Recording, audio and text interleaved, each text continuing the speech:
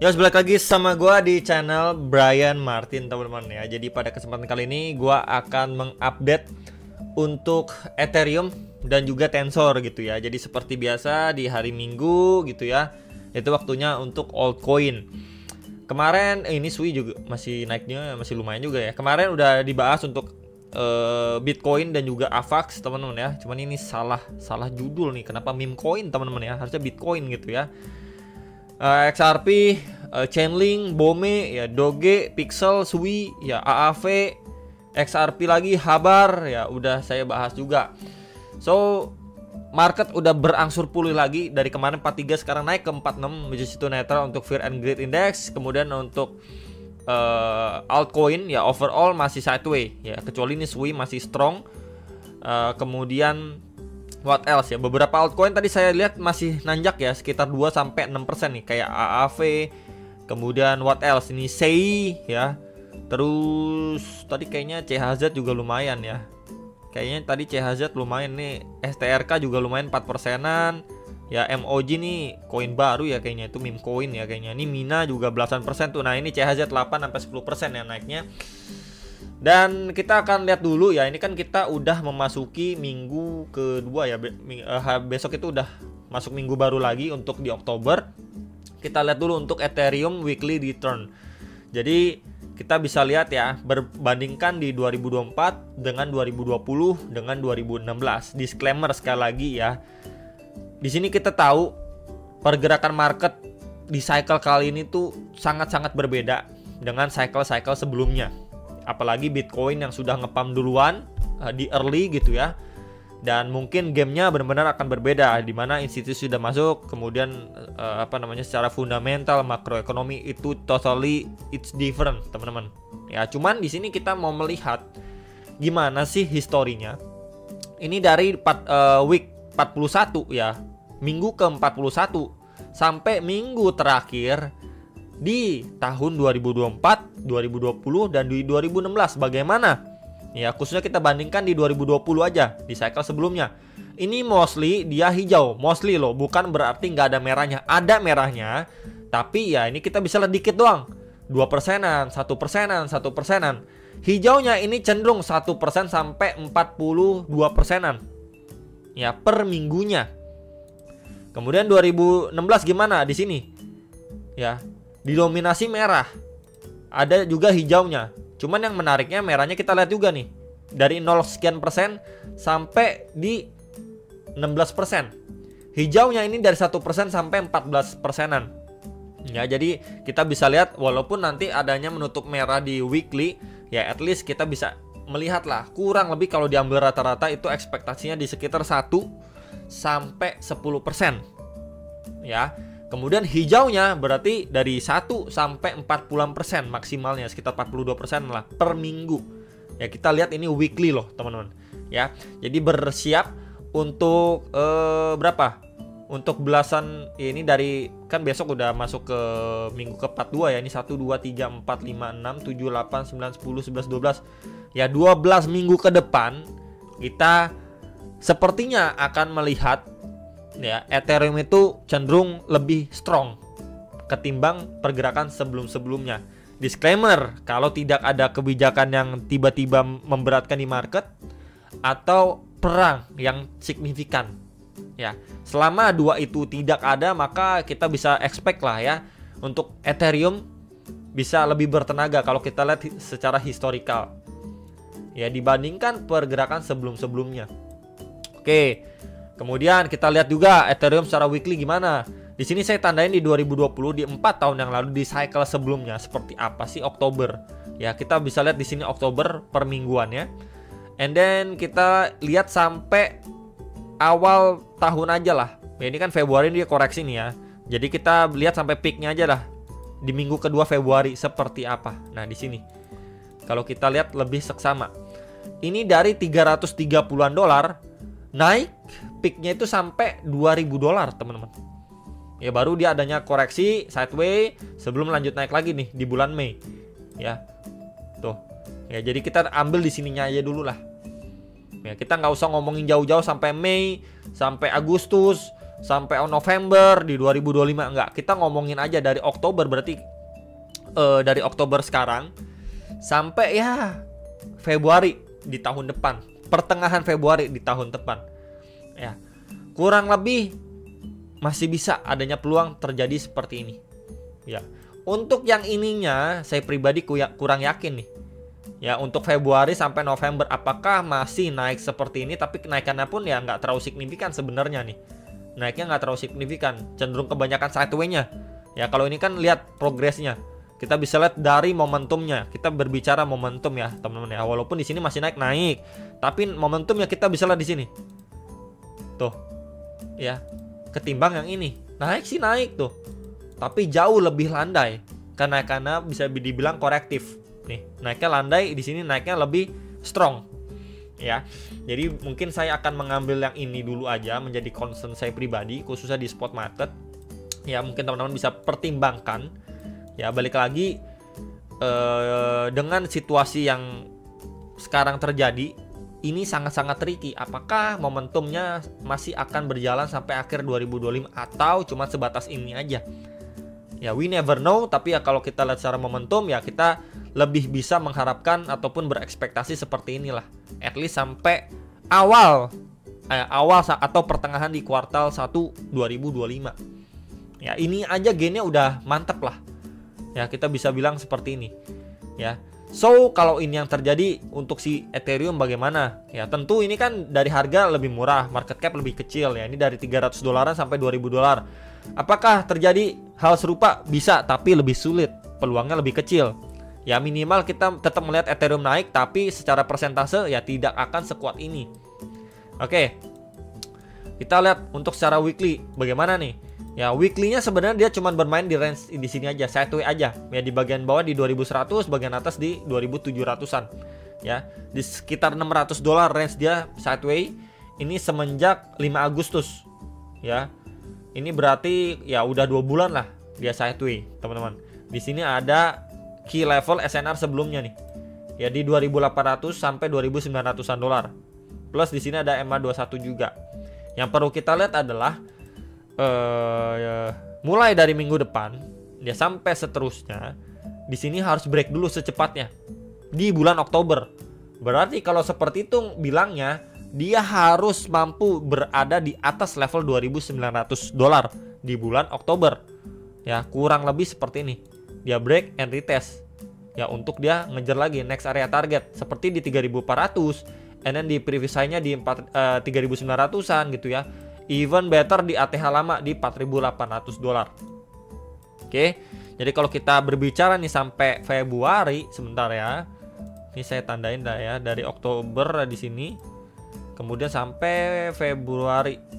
Februari pertengahan lah ya. Nah, di sini. Yap. Ini adalah range waktu ya untuk si Ethereum secara weekly. Kita bisa expect dia bahkan naik. Ya, sampai ya minimal ATH-nya atau bikin bahkan new ATH, tapi ya kita expect dia testing ke ATH lamanya aja lah udah bagus gitu. Ya, apakah ini akan terrealisasi ya let's see ya, teman-teman. Apakah memang sejalan seperti sebelumnya atau tidak gitu ya. Jadi setidaknya saya pribadi expect dia setidaknya balik dulu ke ATH lamanya. Ya, sampai awal atau pertengahan kuartal 1 2025. Ya, ini yang perlu sekali kita lihat untuk zona atau rentan waktu dari si Ethereum. Untuk yang nanyain Ethereum bagaimana. Oke. Nah, kemudian kalau kita turun ke daily. Nah, untuk daily-nya sebenarnya belum banyak perubahan. Ya, di sini mungkin kita bisa tambahkan juga sebuah trendline resistance. Oke. And then di sini juga rapi ya, trendline support. Nah, tuh rapi teman-teman. Saya tandain dengan warna kuning berpembeda ya. Ya, kurang lebih gini. Kemudian ya teman-teman juga bisa lihat di dalam triangle pattern ini ada juga yang namanya inverse head and shoulder tuh dengan area neckline pas di sini juga. Oke, itu bisa juga. Atau kalau kita turun time frame yang lebih detail seperti time frame 4 jam, nah di sini. Ya ada yang namanya double bottom. 1 2. Jadi memang banyak banget indikasi Ethereum itu mengarah lebih ke arah positif secara chart pattern. Ya, ini double bottomnya Kemudian kita bisa lihat juga area neckline dari double bottom di sini. Oke, di 2484 sampai 2516 dolar. Ya, ini bisa sekali diperhatikan untuk si Ethereum. Once dia break dari situ, ya udah, dia akan testing ke next area target. Di sini ada supply. Ya, di 2627 sampai 2655 dolar. Ini udah deket sekali dengan trendline resisten keramatnya. Once dia break dari situ, dia akan visit di 2900 dolar. Di sini. Next area target supply. Ya, untuk yang nanyain si Ethereum. Kalau kita turun time frame lagi, ya ini coba kita turun ke 1 jam. Ya, progresnya 1 jam gimana? Sebenarnya untuk 1 jamnya, karena kita lihat di time frame yang jauh lebih kecil, di sini ada tahanan. Ya, di sini ada demand. Nih. Ya, di sini ada demand. Kemudian next lagi di sini ada support.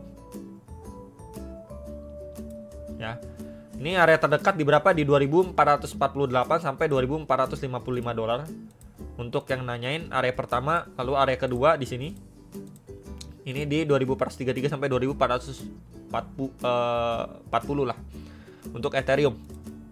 Ya, jadi once dia retracement pun kita bisa expect atau melihat area ini. Area lebih bawah lagi kita bisa pantau di sini. 2401 sampai 2411. Oke. Kemudian kita gunakan juga Fibo, ya. Kita gunakan Fibo juga dari swing low di sinilah, ya. Ke swing high di sini. Ya, pas dia lagi testing di 0,6-nya, teman-teman. Nih di sini tuh 0,6 pas juga di area fresh demand-nya. Ada yang mantul dikit. Ya, ada mantul dikit tapi ya ini mulai korektif sebenarnya tuh mantulannya. Ya, jadi sekali lagi bisa diantisipasi untuk si Ethereum secara time frame 1 jam. Di sini juga ada supply juga nih. Ya, area supply juga ada di 2467 sampai 2470 dolar. Jadi rejection yang terjadi di sini kan dia udah break ya dari support sebelumnya. Once dia breakdown dari situ, kemudian naik pun kepentok dari area supply-nya, ya seperti ini, maka kita bisa expect setidaknya untuk dia masih lanjut turun testing area bawahnya lagi di sini. Ya 2430-an lah. Ya itu bisa menjadi next berhentian untuk si Ethereum menjelang closing weekly dan juga memasuki minggu yang baru besok. Ya, jadi sekali lagi bisa sekali diperhatikan dan ekspektasinya pun dari sini akhirnya nanti untuk lanjut mantul lagi. Ya, setidaknya seperti itulah. Tapi kalau jebol ya kita bisa pantau area bawahnya. Ya, berikut untuk Ethereum, Tensor gimana? Ini adalah salah satu altcoin yang jujur saya belum pernah bahas, teman-teman. Kita lihat dari toko ijo, ya, chart kosongan. Ini sempat nge-spike sampai 4 dolar. Kemudian dia dropnya juga signifikan, ya. Dan di sini dia creating base. Ya. Creating base di sini sideway, ya. Oke, di sini sempat break, ya break retest naik, bablas lanjut dibanting lagi. Ini Juni 2024. Ya, breaknya itu pada Mei. Juni dia malah turun. Ya, momentumnya kita bisa lihat sebenarnya. Sebentar ya. Nah, di sini. Ini turunnya agresif banget. Ya. Meanwhile, setelah atau semenjak Juli ya sampai saat ini udah memasuki sideway. Tuh, kita bisa lihat ya. Memasuki range sideway, dia sempat naik lagi, drop terus sideway. Ya. Mungkin saya geser dikit lah. Ya, semenjak Agustus lah. Dia sideway di sini. Jadi kita bisa lihat memang secara momentum dia udah melakukan ataupun kita melihat dia masuk ke fase akumulasi. Ya, untuk Tensor. Ya, di sini juga kita bisa hubungkan juga sebuah trendline resistance, and then di sini juga trendline support. Nah, kurang lebih seperti ini untuk Tensor, dan ya dia respect lah ya terhadap trendline resistance dan juga supportnya. Jadi next lagi untuk Tensor sebenarnya secara daily PR-nya adalah di sini ada area supply nih, daily low ya. Nah di sini ada supply plus ada MA21 ya. Ini di sekitar area berapa bro? 0,358 sampai 0,688 dolar. Kemudian next lagi pasti di area batas atas dia sideway. Nih. Di 0,433 sampai 0,4459 dolar. Ya, jadi bisa sekali diperhatikan dua area ini dulu aja. Once dia akhirnya break, ya lewatin supply terdekatnya, ini akan ngelit dia untuk dia bisa testing bagian atas. Setidaknya itu proyeksinya untuk si Tensor. Tapi kalau dia nggak mampu closing di atas ini, ya maka masih possible sebenarnya untuk Tensor ini testing area bawah lagi nih. Ya, untuk yang nanyain Tensor. Jadi ini key level yang ditanyain terdekat, karena kita lihat secara daily kalau kita extend pun ya ini SNR juga pada pergerakan sebelumnya, ya istilahnya lapis tengah dari range sideway-nya dia, dan kalau kita extend juga nah pas tuh SNR juga dapat. Oke. Kita lihat lagi ke 4 jam gimana. Untuk 4 jamnya sebenarnya di sini low sebelumnya udah di take out ya. Di sini udah di break. Tuh, kita bisa lihat di sini break dan adanya grab likuiditas plus testing area bawah. And then akhirnya ada pemantulan yang lumayan juga. Ya, ini perlahan dia masih mencoba ya untuk naik, nge-push. Di sini sebenarnya kalau kita lihat time frame 4 jam di sini juga ada area supply. Ya mini supply lah di sini tuh. Ya, area ini juga udah mampu di take out. Ya, di take out, kemudian dia adanya retracement, teman-teman. Dan nextnya kalau dia belum mampu gitu ya, lanjut langsung ke sini dia retrace dulu gitu. Ya, ini bisa menjadi area pertimbangan di sini untuk teman-teman. Nah, ini di sekitar berapa? Di sekitar area 0,326 sampai 0,33 dolar. Ya, jadi bisa sekali diperhatikan. Once dia nggak mampu langsung naik untuk tes area atas seperti ini, dia retrace dulu. Ya, ini adanya chance untuk dia tes dulu area bawah, baru adanya pemantulan. Ya, kurang lebih seperti ini. Kalau kita lihat secara struktur dari supply terdekat ini udah di break. Tinggal kita lihat dia follow up-nya seperti apa. Apakah memang lanjut mantul masih kuat atau dia mengambil retracement dulu untuk sebelum akhirnya mantul benar-benar tes area high selanjutnya. Palingan itu untuk Tensor dan juga Ethereum ya. Hopefully teman-teman bisa sekali diperhatikan ya untuk menjelang minggu depan. Hopefully sekali lagi bisa sejalan ya dengan perjalanan ataupun return sebelumnya secara weekly, dan kita lebih mengarah ke bullish secara momentum lebih kuat untuk Ethereum, dan ya altcoinnya semoga diajak juga ya. Itu aja, selamat hari Minggu, jangan lupa analisis kembali dan sampai jumpa untuk next video. Salam profit.